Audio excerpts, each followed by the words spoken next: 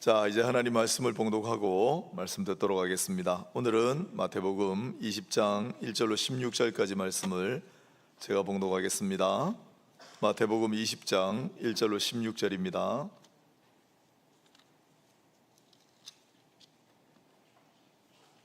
(32페이지) 신약성경 마태복음 20장 1절로 16절까지 말씀, 포도원의 품꾼들 이야기입니다. 제가 읽겠습니다.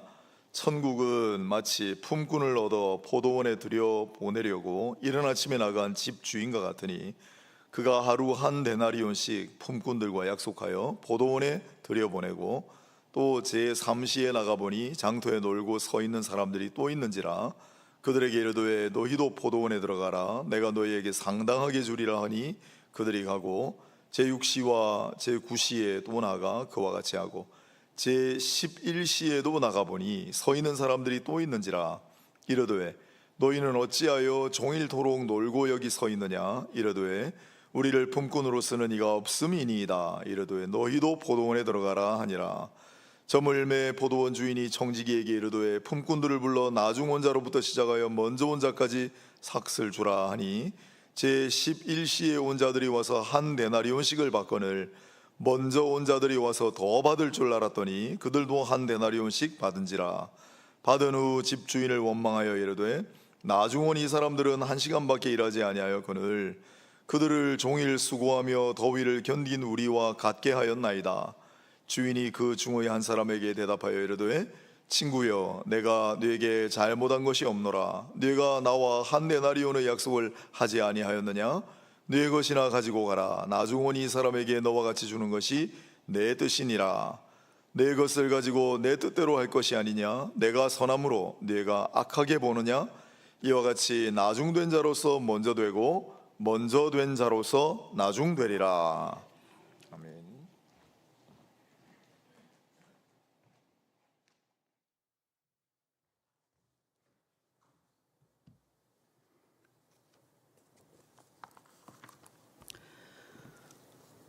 이 밤에 예배자로 오신 여러분들 참 잘 오셨습니다. 이 한 시간이 깨달음이 있는 은혜의 시간이 되었으면 좋겠어요. 오늘 설교 제목이 보상심리를 조심해라, 이게 제목이 되겠습니다. 오늘 본문에 들어가기에 앞서서 배경 지식이 좀 필요하거든요. 마태복음 20장 바로 앞장이 19장입니다. 19장에는 그 말미까지 두 가지 사건이 20장하고 이렇게 연계가 되어 있습니다. 하나는 부자 청년이 등장하죠. 그래서 무슨 선한 일을 해야 영생을 얻으리까 이렇게 질문한 것 하나, 그리고 두 번째는 베드로가 모든 것을 버리고 주님을 쫓았으니까 우리가 무엇을 얻으리까 이렇게 질문에 대한 예수님의 설명이 바로 이제 오늘 마태복음 10장 1절부터 16절까지 베드로가 질문한 것에 대한 설명이 오늘 본문이 이제 되겠습니다. 그래서 먼저 마태복음 19장에 부자 청년이 등장하잖아요. 이렇게 주님께 묻지 않습니까? 선생님, 무슨 선한 일을 해야 영생을 얻겠습니까? 주님께서 계명을 지켜야 된다라고 말씀하셨어요. 그랬더니 부자 청년이 기다렸다는 듯이 대답하기를 저는 살인, 간음, 도둑질, 거짓 증거, 부모 공경을 다 지켰습니다. 이렇게 말을 한 거예요. 자, 여러분들 이 대목을 자세히 생각해 보십시오. 이 청년이 대답한 이 대답 속에는 10계명 중에 하나님과 관련된 1계명, 2계명, 3계명, 4계명은 하나도 언급이 없다라는 것을 발견할 수가 있습니다. 이것이 왜 중요하냐? 하나님과의 관계 없으면 결국 율법주의로 끝나기 때문이다라는 거예요. 그래서 부자 청년은 하나님과 관계없는 사람과의 관계된 이 계명은 자신이 다 지켰다고 고백을 한 겁니다. 이에 대해 예수님께서 청년에게 다시 질문을 하죠. 그래, 네가 가진 재물을 가난한 사람에게 나눠주고 난 이후에 나를 따라오너라 이렇게 이제 말씀을 한 겁니다. 그랬더니 이 부자 청년이 어떻게 합니까? 오늘 마태복음 19장에서는 근심하며 돌아갔다고 되어 있고 마가 누가에서는 심히 근심하며 돌아갔다 이렇게 이제 기록을 했더라고요. 결국은 하나님의 사랑과 하나님의 이 관계와 하나님과의 은혜를 모르고는 내 것이 될 수밖에 없는 거예요. 그러니까 하나님과의 관계 속에서, 하나님과의 사랑 속에서, 은혜 속에서 이웃에게 나눠줄 수 있는 그 힘은 어디서 나오느냐? 하나님을 아는 관계, 하나님과의 교통하는 관계, 하나님과의 사랑을 받아본 그 사람이 이웃에게 나의 것이 아니기 때문에 전부를 나눠줄 수 있게 되는 것 아니겠습니까? 그리고 예수님께서 제자들을 들으라고 부자는 천국에 들어가기가 얼마나 어려운지 모른다 라고 말씀하시면서 오히려 낙타가 뭐라고 했습니까? 바늘 귀로 들어가는 것이 더 쉽다라고 말씀을 하셨어요. 이에 이제 제자들이 엄청 놀랐습니다. 놀래가지고 듣도 보도 못한 말씀이기 때문에 놀래서 다시 예수님께 질문을 했죠. 주님, 그러면 누가 구원을 얻을 수 있겠습니까? 이때 주님께서 하고 싶은 말을 하시는 거예요. 그 대답이 뭐였냐니까 사람은 못하나 하나님은 다 하실 수 있다 이거였습니다. 그러니까 부자 청년이 물었던 영생의 관계, 그리고 제자들이 물었던 이 구원의 관계가 사람은 할 수 없으나 누가요? 하나님은 다 할 수 있다라고 말씀을 하신 거예요. 결국은 영생과 구원이 사람의 공로나 사람의 어떤 일에 대한 이 보상으로 주어지는 것이 절대 아니다. 오직 하나님의 주권으로 구원에 이르게 된다라는 것을 말씀하고 싶은 것 아니겠습니까? 그런데 예수님과 부자 청년과의 대화 이 전 과정을 다 지켜봤던 베드로가 대뜸 마태복음 19장 27절에 이렇게 질문하는 겁니다. 이에 베드로가 대답하여 이르되 보소서 우리가 모든 것을 버리고 주를 따라싸운데 그런즉 우리가 그다음 뭐랬습니까? 무엇을 얻을 수 있습니까? 여러분 베드로가 왜 이렇게 질문을 했을까요? 나는 모든 것을 버리고 3년이 넘도록 예수님을 따라다녔습니다. 이에 따른 보상이 있을 것으로 생각이 되는데 그 보상이 무엇입니까? 라고 질문을 한 겁니다. 이런 보상 심리에 젖어 있는 베드로에게 마태복음 19장 30절에 예수님께서 뭐라고 말씀을 하시는데 알 듯 말 듯한 유명한 말씀을 하신 거죠. 그게 뭐냐니까 그러나 먼저 된 자로서 나중되고 나중된 자로서 먼저 될 자가 많다. 이렇게 19장을 마무리한 겁니다. 이렇게 19장이 끝나는 듯 했는데 20장에 딱 넘어가서 원본을 보면은 뭐라고 됐냐니까 그러므로 이렇게 들어갑니다. 그런데 우리 성경에는 빠져 있죠.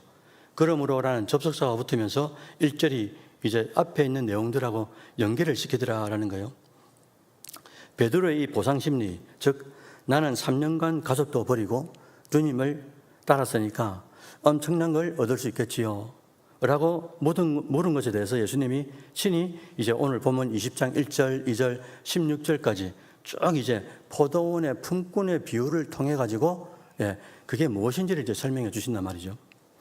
자, 오늘 본문의 비유는 결국 먼저 온 자가 빠지기 쉬운 자신의 공로를 내세워서 더 많이 받으려는 이 보상 심리를 지적하고 있는 내용입니다. 이것이 세상적 논리, 세상적 이 합리로는 당연한 것 같아요. 왜 일을 많이 했으니까 그만큼 일한 대로 받아야 된다라는 이 논리와 합리가 많이 있습니다. 그런데 하나님의 나라, 오늘 1절에 보시면 주어가 천국은이잖아요. 그러니까 하나님의 나라, 즉 천국의 측면에서는 세상의 논리와 합리하고 다른 진리가 스며 들어가 있다는 거예요. 세상의 논리와 합리하고 다르다라는 겁니다. 천국의 세계는, 하나님의 나라는, 그곳에 들어가는 것은, 영생은, 구원은 너희들이 생각하는 것하고 다르다라고 주님께서 못을 박은 거예요. 그러면 본문을 살펴보면서 나는 먼저 온 자인가? 아니면은 나는 나중 온 자인가? 그래서 나중 온 자이기 때문에 이 1시간밖에 일하지 못했음에도 불구하고 주인께서 나를 거둬들이셔서 그것도 하루 종일 일해야 되는 1달란트를 받을 수 있는 그런 요건의 사람이 되는 사람. 그래서 늘 감사하고 겸손할 수 있는 사람. 그 사람이 과연 내가 될 수 있을까? 오늘 말씀을 드리면서 조용히 한번 각자마다 체크해 보시길 바랍니다. 이 팔레스타인 지역의 노동시간은 해 뜨는 시간 이 새벽 6시부터 해 지는 시간 오후 6시까지라고 하더라고요.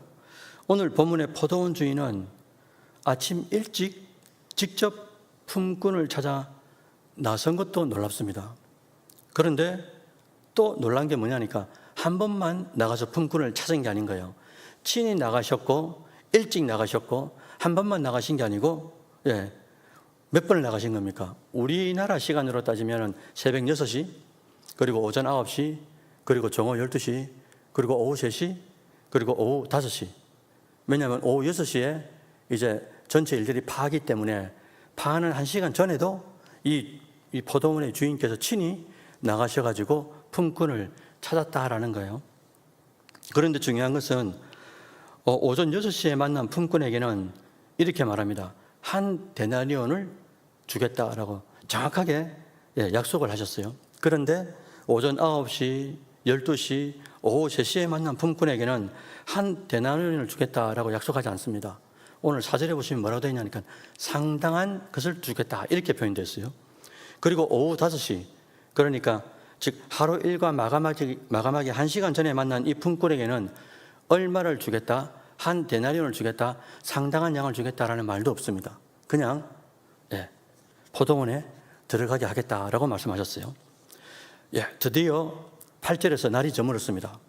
이제 품삯을 받을 시간이 된 거잖아요. 그런데 보니까 이상한 겁니다.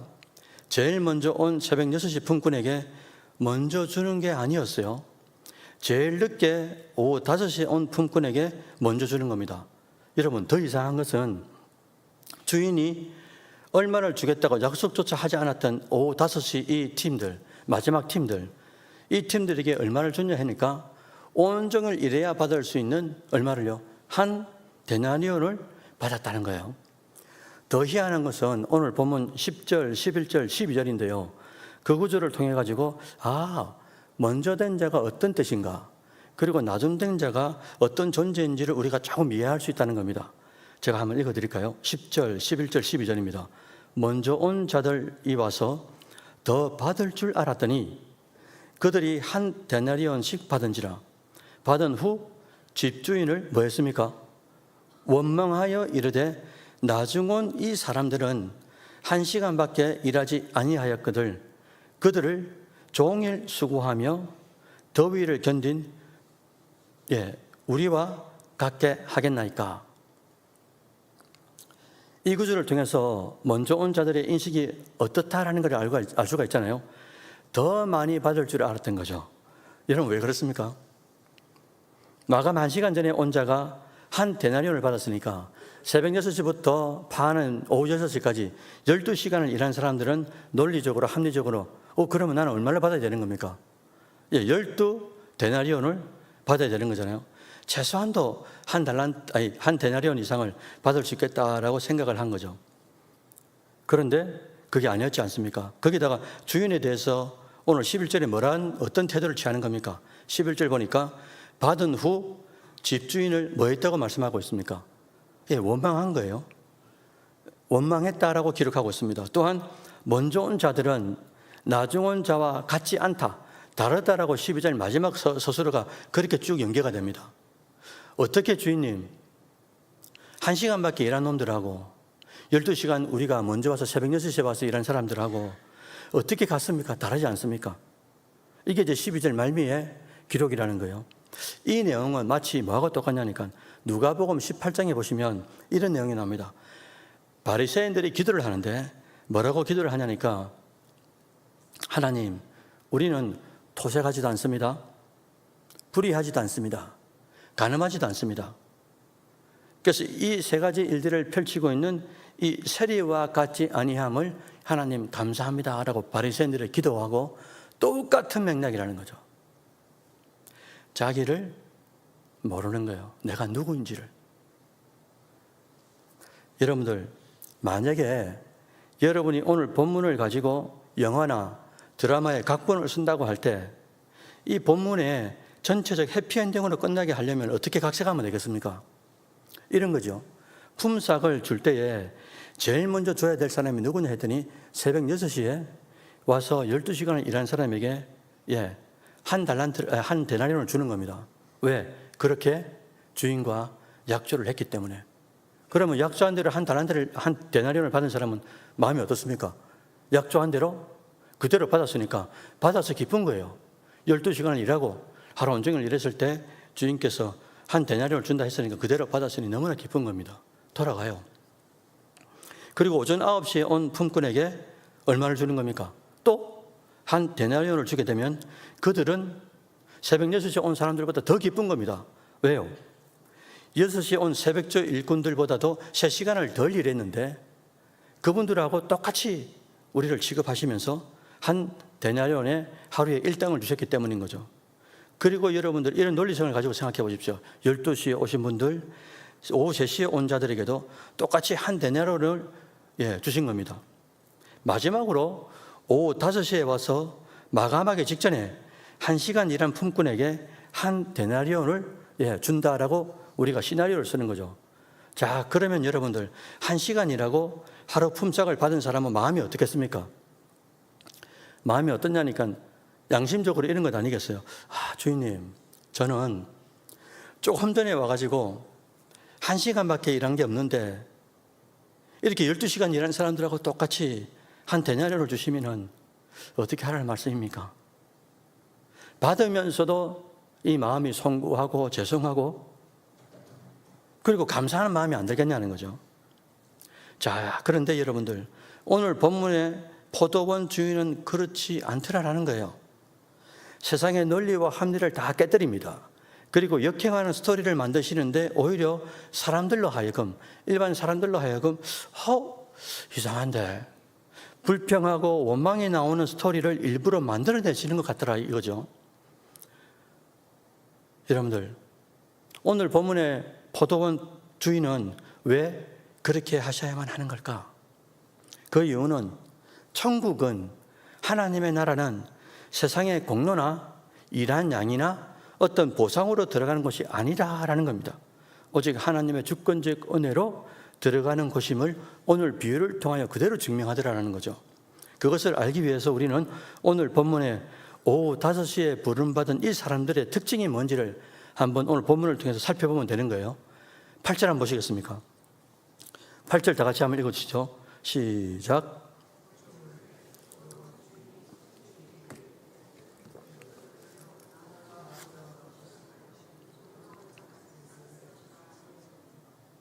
네, 7절 먼저 한번 보실게요. 이르되 우리를 품꾼으로 쓰는 이가 없음이니이다. 이르되 너희도 포도원에 들어가라 하니라. 아멘. 7절에 뭐라고 되어 있습니까? 우리를 품꾼으로 쓰는 이가 있습니까? 없습니까? 여러분, 이 말이 무슨 말이겠어요? 일을 하는 사람들이, 예를 들어서 노가다 십장들이 인력 사람들 데리러 갑니다. 일할 사람들을. 갔더니 새벽 6시에도 가서 차출합니다. 오전 9시에, 12시에, 오후 3시에, 오후 5시까지 갔더니 점점 사람이 없어지는 거죠. 왜? 차출해 가니까. 그런데 5시에 나갔는데도 이 사람들이 부름을, 차출을 받지 못한 거예요. 그렇단 말은 아무도 이 사람들을 뭐 한단 말입니까? 쓰지 않는단 말인 거죠. 누가 봐도 연약하고 누가 봐도 쓸모없어 보이는 사람이 분명한 거예요. 그러니까 5시까지 그 자리에 그대로 있는 겁니다. 그 이유를 인간적으로 생각하면은 오늘 일을 하지 못하고 집에 가면 아내도 있고 자식들도 있는데 오늘 먹을 수 있는 때거리가 아무것도 없는 거예요. 그렇게 못 들어가는 겁니다. 여러분, 우리가 잘 알고 있는 요셉을 한번 가만히 생각해 보십시오. 요셉은 형들의 시기 질투를 통해 가지고 미디안 상인에게 얼마에 팔려갑니까? 은 20에 팔려갑니다. 은 20에 팔려가면서 요셉은 아무 말 하지 않아요. 여러분, 가룟 유다가 예수님을 얼마에 대지상에 팔아는 겁니까? 은 30냥 아닙니까? 여러분들, 그러면 요셉이 가나안에서 애굽으로 가죠. 애굽에 가서 누구한테 팔리죠? 어느 집에? 보디발 장군 집에 얼마에 팔렸습니까? 오늘 퀴즈 문제입니다. 장군 집에 얼마에 팔리느냐? 성경을 아무리 찾아봐도 정답이 없습니다. 왜? 안 나오기 때문에. 그러나 우리가 믿음으로 상상할 수가 있잖아요. 여러분, 미디안 상인은 장사꾼입니다. 그러니까 사람을 딱 보죠. 보면 이 노예는 얼마에 어느 집에 어떻게 팔면 되겠다라는 게 쭉 보면 압니다. 그래서 이 가나안 땅에서 애굽까지 한 400km, 500km의 거리가 되기 때문에 하루에 20km, 30km를 걷는다 치더라도 보름이나 20일이 걸린단 말이죠. 그럼 그 길을 가면서 이 노예인 요셉을 샀으니까 이 녀석을 가만 보지 않겠습니까? 보니까 생긴 것도 그렇고 똑똑하고 뭘 시켜도 아름아름 잘하는 겁니다. 그러니 이 상인이, 장사꾼이 애굽에 갔을 때 누구 집에 파는 겁니까? 장군 중에 장군이 누구요? 보디발이라는 장군집에 요셉을 팔 수밖에 없었던 거예요. 보니까 이 요셉이라는 노예는 그렇게 팔아도 손색이 없는 노예인 것을 보름이나 20일 동안 같이 생활하면서 쭉 봤던 거죠. 그런데 오늘 본문에 등장하는 포도원 주인은 아무도 돌아보지 않는 사람을 보는 거예요. 연약합니다. 쓸모가 없는 사람인 거예요. 그런 존재까지도 포도원의 일꾼으로 이 주인이 불러 들이더라라는 겁니다. 자, 여기서 여러분들 제일 중요한 것은 왜 포도원 주인이 그렇게 하시는가라는 거죠. 오늘 본문을 잘 보시면 포도원 주인이 품꾼을 선출하는 방법이 포도원을 잘 가꾸는 사람, 그리고 풍성한 열매를 맺도록 하는 사람이 아닌 거예요. 그래서 오늘 본문 1절에 마태복음 20장 1절 한번 보십시오. 주인이 인력시장에 나가는 이유가 뭐라고 기록하고 있는 겁니까? 다 같이 한번 읽어볼까요? 시작.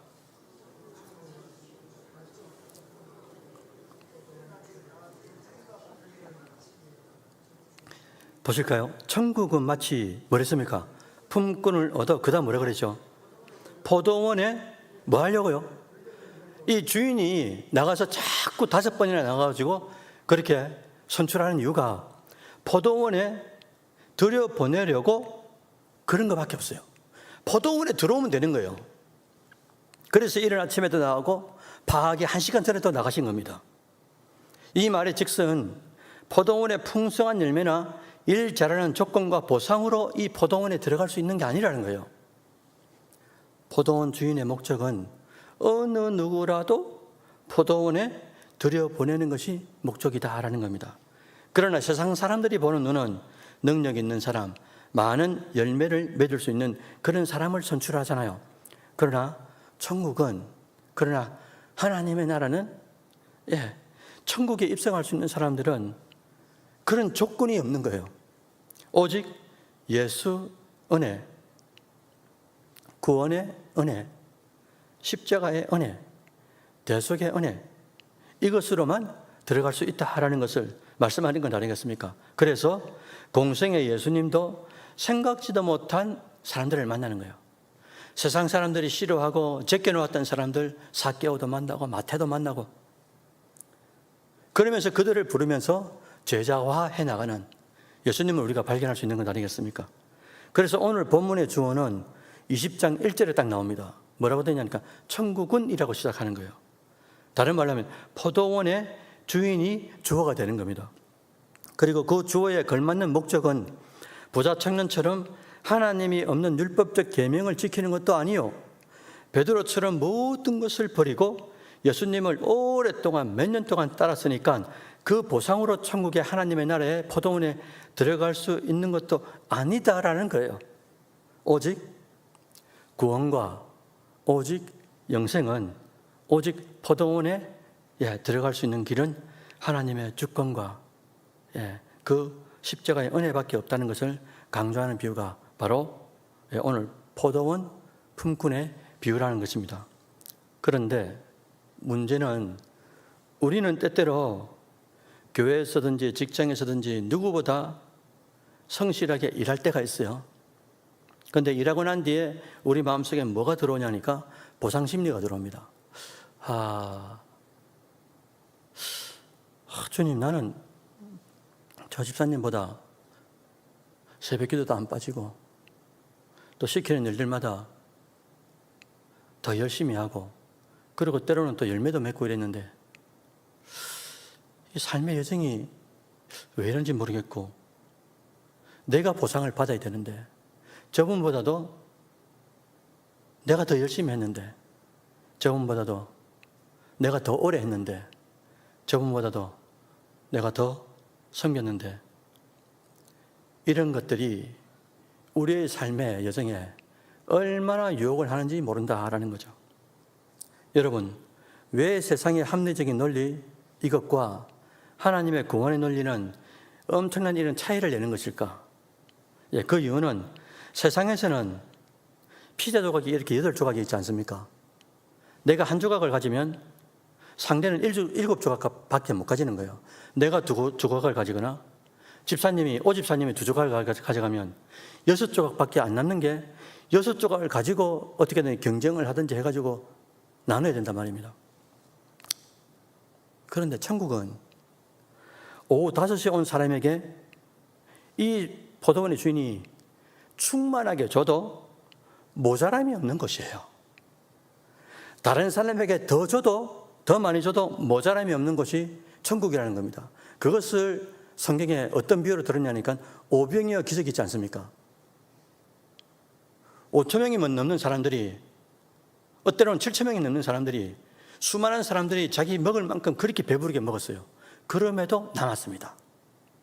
그러니까 남이 많이 먹는다고, 남이 적게 먹는다고 마음이 뒤틀리지 않는 거예요. 왜? 천국은 하나님이 주인이 되시고 하나님이 채우시기 때문에 우리는 피자 한 조각을 이 세상에서 가지면 모자란 것이 보이지만은 하나님의 나라는 그렇지 않더라는 것이죠. 모자람이 없는 것입니다. 천국은. 오히려 천국은 나눠주고 구워줄수록 더 채워진다는 말이죠. 문제는 먼저 온 자들이 주인의 의도를 모르는 거예요. 포도원 주인의 의도를 모르는 겁니다. 그래서 15절에 오늘 본문에 뭐라고 기록하는 겁니까? 내 것을 가지고 내 뜻대로 할 것이 아니냐? 내가 선한데 왜 네가 악하다고 하느냐? 예, 먼저 온 자들이 주인의 의도와 목적을 모르니까 선한 것을 가지고 뭐라고 하는 겁니까? 악하다고 보게 되는 이런 불상사가 생겨나게 되고, 거기다가 아까 뭐랬습니까? 주인에 대하여 뭐 했다고요? 이 마음에 원망을 한 거예요. 원망을. 모르니까, 주인의 의도를 모르니까, 하나님의 의도를 모르니까, 목자의 의도를 모르니까. 그래서 이 구절을 NIV 영어 성경에서는 뭐라고 되어 있냐니까 Are you envious? 이렇게 묻습니다. 무슨 말입니까? 네가 질투하냐 이 말인 거예요. 이것이 바로 아담과 하와와 가인에게 다가온 마귀의 질투로 유혹이 아니겠어요? 마치 돌아온 둘째 아들 탕자를 질투하는 이 큰아들의 이 마음을 속였던 이 마귀들의 장난이 아니겠습니까? 큰아들, 네가 오래도록 아버지 곁에서 누구보다 그렇게 일을 많이 했지 않느냐? 그런데 저 둘째 아들한테는 가락지도 끼우고 송아지고기도 평생에 나도 한번 먹어보지도 못했고 보지도 못했던 그 송아지고기를 먹는데 오히려 네가 더 아버지 곁에 있었고 네가 더 기득권이 있고 이런 것들을 자꾸 마귀가 곁에서 속삭이는 거죠. 그러니 이 마음이 뒤틀리는 것 아니겠습니까? 그러나 진짜 천국을 은혜로 입성한 믿음의 사람들은 나눠주고 구워주고 다 퍼줘도 하나님이 주인이 되시기 때문에 오병의 기적처럼 모자람이 없는 거예요. 그러니까 천국을 소유한 사람들은 내 것이 없는 데다가 또 하나님께서 채운다는 걸 믿기 때문에 내가 안 가져도, 내가 다른 사람들 피자 조각을 다 가져가도 하나님께서 채우시고 채우시지 않는다는 현실이 도래해도 이것으로 만족할 수 있고 자축할 수 있는 믿음이 저 저면에서 이렇게 올라오더라는 겁니다. 이런 인식과 신앙이 우리 내리와 삶에 푹 젖어 있어야 되는 거죠. 그래야 우리가 준비하지 못하는 그런 상황과 황당함과 긴박함 속에서도 어떤 일들이 일어날 때 손해라는 논리로 우리에게 다가올 때 우리는 뭡니까? 논리가 아니로 합리가 아니요 진리를 통해서 자유함을 누리게 되는 것 아니겠어요? 그래서 결국 오늘 본문은 우리에게 질문하는 거죠. 야야야 태환아, 너는 도대체 누구냐 이런 거예요.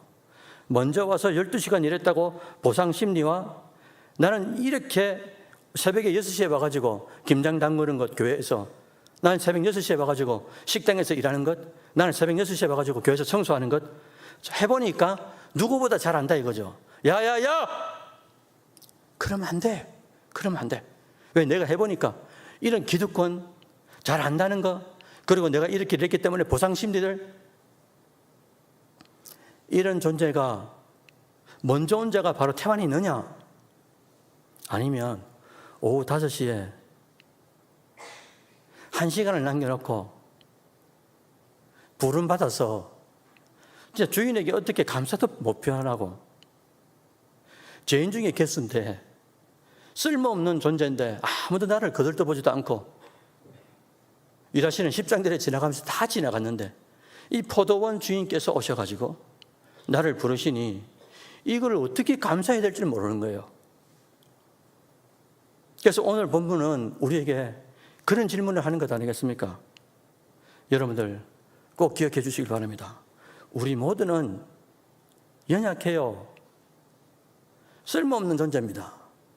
사실 하나님이 거둬들이지 않으면 아무도 돌아보지 않는 존재인 거예요.